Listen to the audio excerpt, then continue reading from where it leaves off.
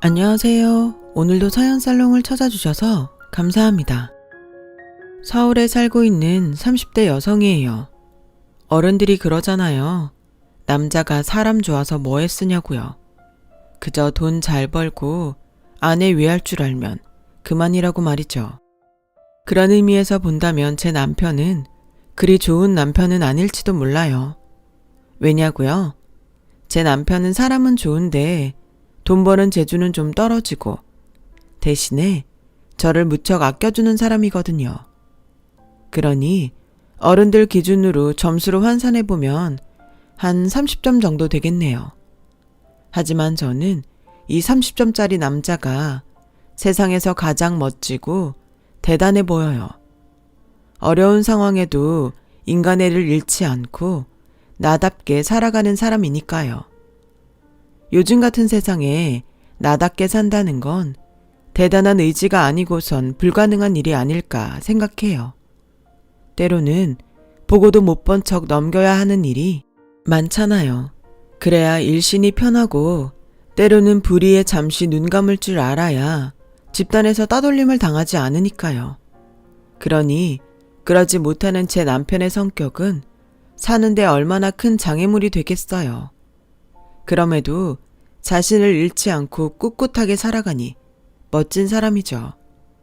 말은 이렇게 하지만 사실 저도 처음엔 이런 남편이 마음에 들지는 않았어요. 좀 미련해 보였거든요. 하지만 막상 제가 어려움에 빠져보니 이 남자의 진가를 알겠더라고요. 저는 한동안 직장 상사의 괴롭힘을 당한 적이 있어요. 유부남이었던 상사가 제게 치근덕대길래 자꾸 이러시면 사내 인권위에 진정서를 넣겠다고 했더니 그때부터 저를 괴롭히기 시작한 거죠. 치마를 입고 출근하면 남자 꼬시려고 발악을 한다고 빈정대거나 남자 직원들과 탕비실에서 커피라도 마시고 있으면 다가와 김대리도 조심해. 진영씨 아주 무서운 사람이거든. 말 몇 마디 섞었다간 성희롱 당했다고 인권위에 진정서 넣을지도 몰라. 이러면서 말이죠. 그런 일이 반복되자 회사 사람들이 하나 둘 저를 피하기 시작했어요. 왕따가 된 거죠. 그 일로 저는 정신과 상담까지 받아야 했지만 상사의 태도는 여전했어요. 오히려 제가 정신적으로 문제가 있는 것처럼 떠들어댔죠. 이러다간 피말라 죽을 것 같다는 생각이 들 정도였어요. 그래서 사직서를 썼는데 그걸 제 남편이 본 거예요. 남편은 제게서 사직서를 뺐더니 다짜고짜 상사에게 가서는 이제 그만하시죠. 아무리 직장 상사라도 개인의 인권을 침해할 권리는 없는 거 아닌가요? 애초에 결혼까지 하신 분이 여직원한테 불필요한 행동을 하다 거절당했다고 안갚음을 하시는 것 같은데 비열한 행동 같습니다. 이진영 씨한테 사과하시고 이쯤에서 그만하시죠. 남편의 행동에 상사가 얼굴을 붉히긴 했지만 다행히도 이후로는 저를 괴롭히지는 않았어요. 하지만 남편은 그 일로 상사의 눈밖에 나는 바람에 큰 프로젝트에서 번번이 밀리고 말았어요. 상사가 희망퇴직자 명단에 올라 회사를 떠날 때까지 말이죠. 그 일이 있고부터 남편이 전과는 달라 보였고 그렇게 저는 마음을 열게 되었어요. 왜 사람이 그렇잖아요. 좋게 보면 한없이 좋게 보이고 나쁘게 보면 사소한 것 하나도 나쁘게 보이는 심리 말이에요. 제가 그랬어요. 한번 마음을 열고 보니 남편의 약점도 그리 문제가 되지 않았죠. 하지만 제 부모님은 조금 달랐어요. 내 딸이 남들보다 나은 남자를 만나서 좀 더 편하게 살기를 바라셨을 테니까요. 하지만 제 남편은 저희 부모님의 기대와는 달리 불우한 가정에서 고생하며 자랐거든요. 7살 무렵 부모님이 이혼을 하시고 엄마와는 연락이 끊긴 채 아빠랑 단 둘이 살다가 초등학교 2학년 때 아빠마저 세상을 떠나시는 바람에 친할머니 댁에 보내지게 된 거죠. 친할머니는 평소엔 남의 집 품앗이를 하거나 나무를 뜯어 장에 내다 팔곤 하셨고 늦가을부터는 붕어빵 장사를 하며 생계를 이어가셨어요. 큰아들은 서울에서 건축 설계 사무실을 하고 있고 그 밑으로 3살 터울인 딸은 남편과 보습학원을 하고 있지만 몇 년에 한 번 집에 올까 말까 할 정도로 연락이 뜸했어요. 그나마 제일 엄마를 위하던 막내 아들이 교통사고로 하루아침에 세상을 떠나버리자 혼자 남은 손주를 시설에 보낼 수 없어서 혼자 살기도 빠듯한 형편에 맡아 키우게 된 거였죠. 물론 얼마 안 되지만 아들의 재산과 사망보험금이 있었지만 그건 나중에 손주 대학교 보내고 장가 보내는 데 쓰려고 꽁꽁 숨겨두고 사셨어요. 그런데 그동안 연락도 없던 자식들이 조카의 미래가 달린 돈을 뺏으려고 때로 몰려왔지 뭐예요. 그리곤 서로 경쟁하듯 서로 자기가 더 힘들다고 징징대기 시작했어요. 엄마, 저 정말 너무 힘들어요. 당장 이번 주까지 자재비 못 메꾸면 파산할지도 모른다고요. 엄마 아들이 신용불량자 되면 좋겠어요. 제가 이자 쳐서 꼭 갚을 테니까 그 돈 저 좀 빌려주세요. 네? 그래요, 어머님. 선우 대학 가려면 아직 한참 멀었는데 일단 이 회사 살리는데 빌려주세요. 선우 대학 공부는 저희가 책임지고 시켜주면 되잖아요. 어머, 웃겨 정말. 퍽이나 오빠네가 선우 대학까지 보내주겠다? 급하다고 아무 말이나 내뱉으면 안 되지. 내가 오빠를 몰라? 재작년이던가? 막내가 월세 보증금 올려야 된다고 오빠한테 돈 끌어갔을 때 오빠가 뭐라 그랬어? 돈거래는 부모 자식 간에도 하는 거 아니라고 했어, 안 했어? 걔 그때 너무 힘들어서 사채까지 빌릴 생각했던 애야.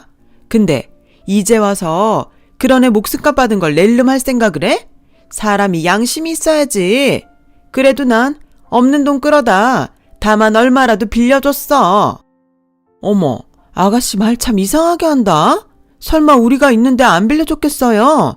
이도 오죽하면 그랬겠냐고요. 그리고 그 돈을 그냥 빌려줬어요. 사채이자 다 쳐서 받았잖아요. 은행이자도 아니고 어떻게 동생한테 사채이자를 받았냐. 그래놓곤 뻔뻔하게 돈을 빌리러 와? 벼룩도 낯짝이 있지. 언니, 말 다 했어요? 그때였어요. 할머니께서 대야에 든 물을 자식들한테 확 끼얹었어요. 막내 아들 목숨값 뜯어가려고 혈안이 된 자식들을 보자 도저히 참을 수가 없었던 거죠. 다 필요 없다. 그 돈은 아무한테도 안 빌려줘. 그니께 돈 뺏어가려면 이 애미부터 죽이고 가져가라. 썩을 것들. 부모 잃은 조카 앞에서 이 꼴을 보여야겠냐? 니들이 그러고도 사람이여. 난 더는 니들 낯짝 보고 잡지 않은께 앞으론 찾아올 생각도 하지 마라. 어서 썩 못 나가냐? 남편이 그러는데 할머니께서 화내심은 모습을 본 건 그날이 처음이었대요. 평소 큰소리 한번 안 내시는 분이 얼마나 화가 나셨으면 그러셨을지 얘기만 들어도 알만 하더라고요. 결국 목적 달성을 못한 남매내외는 그 후로 발길을 끊고 살았대요. 남편이 할머니 댁을 나와 서울로 대학 진학을 할 때까지도요. 하루아침에 살 곳을 떠나 친할머니 집에서 살게 된 남편은 전과 달리 내성적으로 성격이 변했대요. 비록 편부스라였지만 그래도 내 부모가 있던 때랑 곁에 아무도 없는 거랑은 천지 차이니까요. 물론 할머니가 계셨지만 아빠와는 달랐어요. 매번 학교에서 나눠준 가정 통지문을 전해드려도 한 번도 통지문을 제대로 보신 적도 없었죠. 그 바람에 한창 부모 손이 필요한 나이였던 남편은 매번 담임선생님한테 핀잔을 듣곤 했대요. 그래서 하루는 울면서 할머니한테 왜 가정통지문에 적힌 대로 신청서에 도장을 찍어주지 않냐고 했더니 할머니께서 그러시더래요. 나가 안 해주고 잡아서 그런 것이 아니여. 모른 게 그런 거지. 아가, 앞으로 말이여. 네가 할매한테 읽어주면 안 되겠냐? 할머니가 읽으면 되잖아. 나가 눈이 안 배. 그게 네가 혀. 말은 그렇게 하셨지만 사실 할머니는 그를 모르셨던 거예요. 남편은 중학생이 돼서야 그 사실을 알게 되었죠. 그리고는 그날부터 할머니께 한글을 가르쳐 드렸어요. 일하느라, 손주 키우느라 잘 시간도 모자라던 할머니는 손주가 직접 만들어준 점선 노트에 한 글자씩 채워 넣으며 한글 공부를 하셨어요. 하지만 연세도 있으시고 따로 시간을 내서 공부할 수도 없어서 진도가 빠르진 않았어요. 맞춤법도 엉망이었고요. 그래도 당신의 이름 석자를 쓸 수 있다는 사실에 엄청 좋아하셨어요. 너무 없이 살아서 여자라는 이유로 한글조차 제대로 배울 수 없었던 지난 세월을 할머니는 이름 석자 쓰는 걸로 모두 훌훌 털어버리셨죠. 문어빵? 이게 뭐야 할머니? 뭐긴 뭐여. 붕어빵이제. 할매가 붕어빵 쟁수자녀. 에이, 그럼 받침이 틀렸잖아. 니은이 아니고 이응을 써야지. 그리고 방이 아니라 빵, 쌍비읍을 써야 된다고. 이러면 사람들이 놀린단 말이야. 선생님 얼굴에 먹칠할 셈이야. 아따, 나한테 선생님이 어디띠야. 학교도 못 댕겼는디? 꼭 학교를 다녀야 선생님이 있나? 내가 할머니한테 글 가르쳐줬으니 할머니한테 내가 선생이지. 안 그래? 오메, 그려. 내 손지 말이 맞아. 할머니는 당신이 손수 적은 간판을 붕어빵 포장마차 앞에 붙이셨어요. 그 글씨를 볼 때마다 그렇게 뿌듯해 하시면서 말이죠. 언젠가 남편이 그러는데 자신이 태어나서 가장 잘한 일이 바로 할머니께 한글을 가르쳐드린 거라고 하더라고요. 결국 그 일로 인해 생각지 못한 선물도 받았지만요. 그렇게 서로에게 기대 살아온 남편과 할머니는 남편이 서울에 있는 대학에 입학을 하면서 생이별을 하게 됐어요. 할머니는 숨겨두었던 아들의 유산과 사망보험금으로 제 남편의 등록금과 자취방을 마련해 주었어요. 그리고 남편 손에 통장을 쥐어주셨죠. 아가, 돈 걱정 말고 니는 공부만 혀. 굶고 댕기지 말고 잘 먹어야 한다이. 할매 걱정일랑 하지 말고이. 칼바람 매서운 한겨울에도 차가운 길바닥에서 붕어빵을 팔면서도 단돈 10원도 건드리지 않았던 할머니는 그 돈을 손주한테 전해주셨어요. 남편은 요즘도 그 통장을 보며 가끔 그런 생각을 한대요. 손주를 위해 이 돈을 지키기 위해서 할머니는 얼마나 힘겨운 날들을 버텨내셨던 걸까 하고 말이죠. 그래서 통장에 든 돈을 꺼냈을 때마다 그렇게 가슴이 찡했대요. 남편과 처음 사귀던 때부터 남편은 할머니 얘기를 많이 했어요. 그래서 뵙기도 전에 이미 잘 알고 지내던 사이처럼 친숙했죠. 남편이 대학을 졸업하고 직장에 다니던 무렵부터 할머니는 광주에서 올라와 손주와 함께 사셨어요. 손주 하나만 보고 삶의 터전을 버리고 타지에서 생활하게 되신 거죠. 물론 그동안 해오신 붕어빵 장사도 그만두게 되셨고요. 그런데 평생 일만 하고 사신 분이라 집에서 편히 쉬는 게 그렇게 고역이었나 봐요. 전과 다르게 기운도 없어지고 입맛도 없어졌거든요. 백화점에 들러 고급 허가자를 사다 드려도 잘 드시지 않았어요. 병원에도 가봤지만 딱히 이상은 없다고 하더군요. 알고 보니 향수병이었어요. 평생을 가족처럼 지내온 이웃들을 떠나 삭막한 서울살이를 하려니 마음에 병이 생긴 거였죠. 할머니를 편하게 해드리려고 일부러 모셔왔는데 오히려 병을 만든 거예요. 그래서 결국 다시 고향집으로 보내드리기로 했어요. 고향집으로 내려가신 할머니는 언제 그랬냐는 듯 전처럼 활기찬 모습으로 돌아오셨죠. 얼마 뒤 결혼식을 올린 우리는 남편이 할머니와 둘이 살던 집에 신혼살림을 꾸렸어요. 방이 3개짜리 집이라 그중 하나는 할머니 방으로 비워두었죠. 언제라도 오셔서 편히 지내시라고요.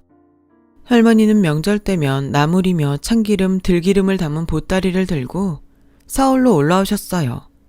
힘드신데 연세를 생각해서라도 이젠 그만 가져오시라고 말씀드려도 소용이 없었죠. 그렇게 저희 집에서 며칠을 보내시곤 다시 광주로 내려가시곤 했어요. 그런데 재작년 추석을 앞두고 갑자기 전화를 하셨더라고요. 몸이 안 좋아서 이번 추석엔 못 오시겠다고요. 그래서 남편과 광주로 내려갔는데 글쎄 할머니 댁에 큰아버님 내외와 고모님 내외가 와 있지 뭐예요. 그때까지는 그저 명절이라 다들 왔나 보다 했는데 그게 아니었어요. 엄마가 땅 부자라며? 세상에, 난 그런 줄도 모르고. 아니, 그렇게 땅이 많으면서 어떻게 지금껏 우리한테는 아무 소리 안 하고 살 수가 있어? 엄마, 정말 1억이야? 아가씨 말이 맞아요. 어쩜 이러실 수가 있어요. 우리 이 돈 때문에 그렇게 고생하는 거 아시면서 어쩌면 그동안 모른 척 하실 수 있냐고요. 정말 너무하세요. 고모님이 선산을 담보로 대출 좀 받을까 하고 알아봤다가 할머니 앞으로 엄청난 땅이 있다는 걸 알게 된 게 비극의 시작이었어요.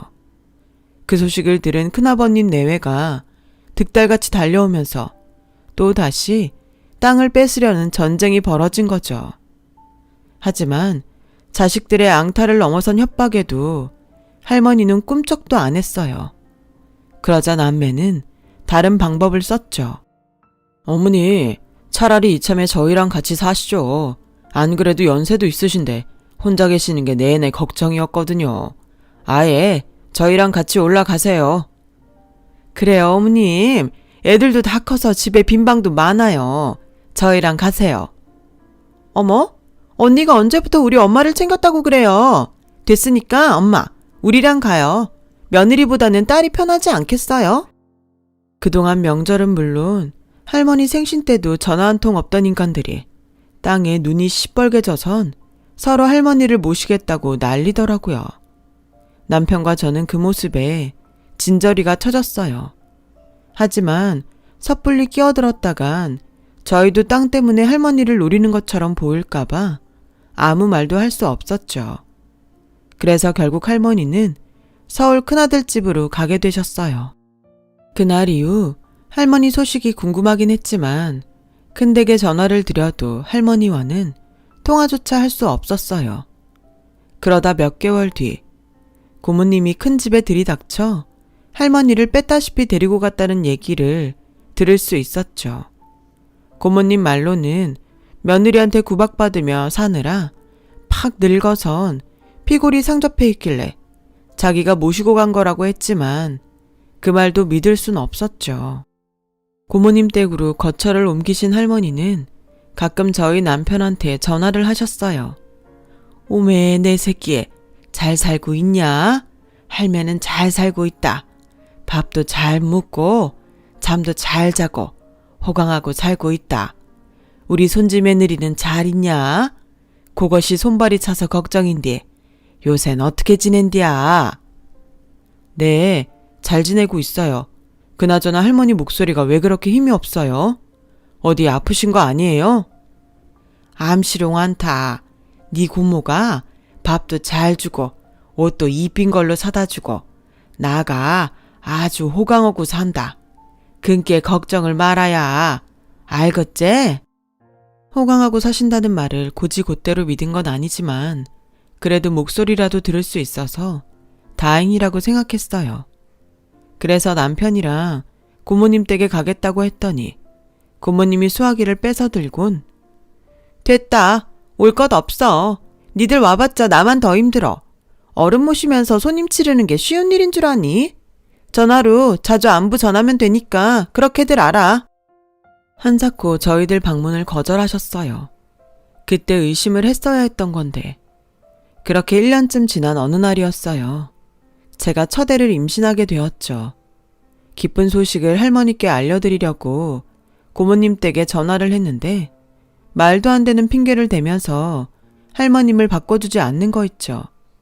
그래서 혹시 어디 아프신 거냐고 물었더니 대뜸 이러는 거예요.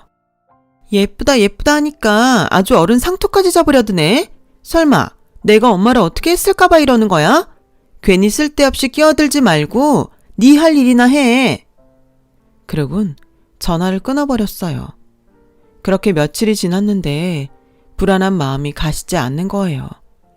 그래서 남편한테 있었던 얘기를 했죠. 그랬더니 남편이 바로 고모님 댁으로 달려간 거예요. 그리고는 다음 날이 돼서야 집으로 돌아왔더라고요. 한숨도 못 잤는지 몰골이 말이 아니었어요. 그래, 무슨 일 있었냐고 물었더니 글쎄, 할머니가 사라지셨어. 날도 추운데 겉옷도 안 걸치시고 집을 나가셨다지 뭐야. 온 동네를 다 뒤져봤는데 없어. 우리 할머니 잘못되면 어쩌지? 바닥에 주저앉아 서럽게 우는 남편을 보니 제 가슴이 다 찢어지는 것 같았어요. 엄동설 안에 어디서 뭘 하고 계시는지 할머니도 걱정이 됐고요.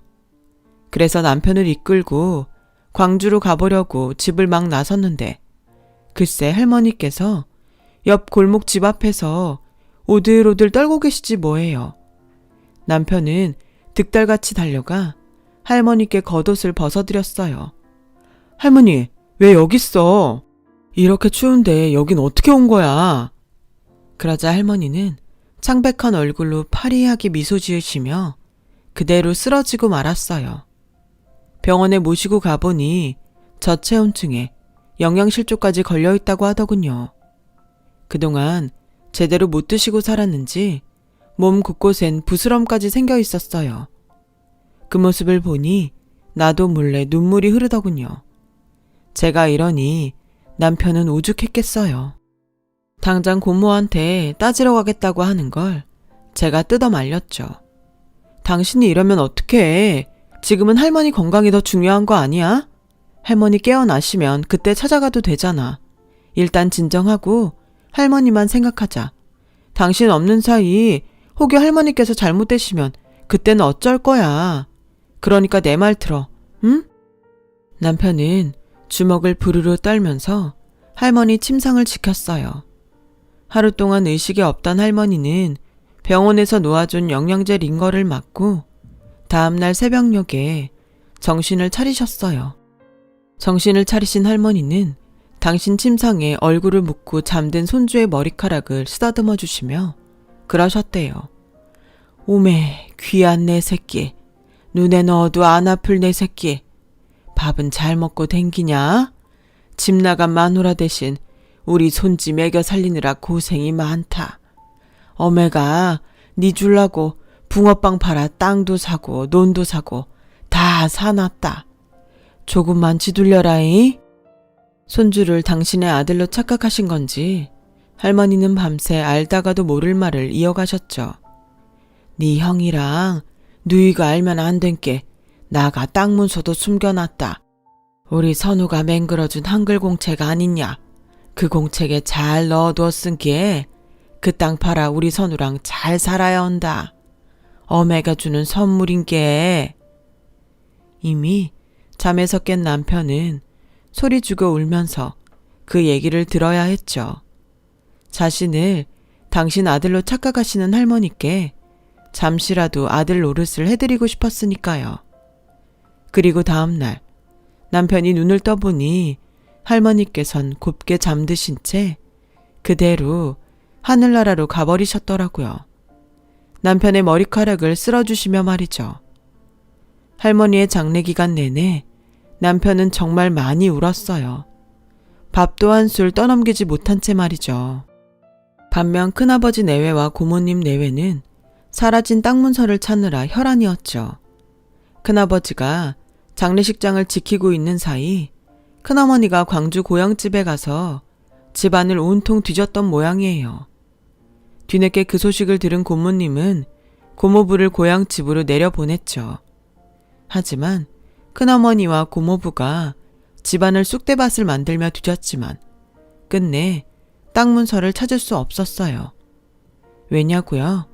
할머니께서 땅 문서를 숨겨둔 한글 공책은 바로 저희 집에 있었으니까요. 할머님이 마지막으로 명절 무렵 저희 집을 찾으셨을 때 할머니께서 저희 집에 마련된 당신 방에 가져다 놓으셨거든요. 장례가 끝난 뒤 저와 남편은 할머니의 한글 공책을 펼쳐보았어요. 그리고 그 안에 적힌 편지를 보고는 가슴이 먹먹해 말을 이을 수가 없었죠. 눈에 넣어도 안 아픈 내 손지 선우야. 나가 늦음하게 손지 덕분에 요렇게럼 글도 배우고 내 이름도 쓰게 됐네. 알란가 모르겠는디 할매 이름은 김말순이여. 팔남매 중이 끄트머리로 태어나가 그렇게 부른 것이지. 근데 그 이름을 나가 70이 넘어서야 쓰게 되었다. 그것이 다 우리 손지 덕분이여. 할매가 그 은혜는 평생 못 잊는다. 고마워요. 감사합니다. 그러고 이 땅은 나가 글 배워준 선생님한테 주는 월사금인께 요긴하게 잘 써야 한다. 나가 보태긴 했어도 네 애비 보내고 받은 돈으로 산 것인게 애초에 단 이것이여. 근께 네가 가져가 쓰는 게 만든 것이다. 행여라도 큰아배랑 고모가 단락함은 이 편지를 배줘라. 그러면 암시롱도 못할 것인게 할매가 주는 월사금인께로 알겠냐?